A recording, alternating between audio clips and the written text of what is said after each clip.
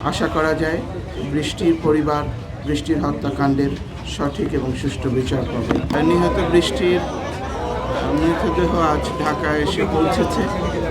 এটি অত্যন্ত দুঃখজনক, করুণ এবং হৃদয় বিদারক ঘটনা। আমরা বুঝতে পারি পরিবারের জন্য এটা কতখানি মর্মান্তিক একটা ঘটনা। বৃষ্টির বাবা আজকে এখানে উপস্থিত আছেন, বৃষ্টির মা এবং পরিবারের অন্যান্য সদস্যরা উপস্থিত আছেন। সব মশার বিরুদ্ধে সুরক্ষা দিতে এলো বসুন্ধরা এক্সট্রিম অ্যারোসল, মশার বিরুদ্ধে এক্সট্রিম সুরক্ষা।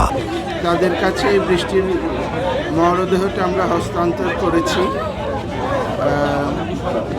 আমরা সকলে আমাদের পক্ষ থেকে বৃষ্টির পরিবার, শুভাকাঙ্ক্ষী এবং বন্ধু বান্ধব, আত্মীয় স্বজনকে আমাদের গভীর সমবেদনা জানাই। আল্লাহ বৃষ্টিকে জান্নাতুল ফেরদৌস নসিব করুন।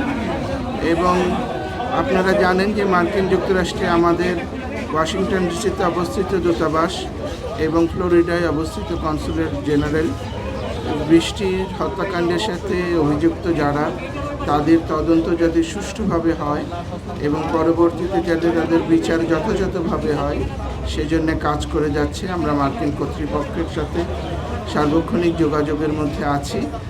আশা করা যায় বৃষ্টির পরিবার বৃষ্টির হত্যাকাণ্ডের সঠিক এবং সুষ্ঠু বিচার পাবে। আপনারা সবাই বৃষ্টির জন্য দোয়া করবেন।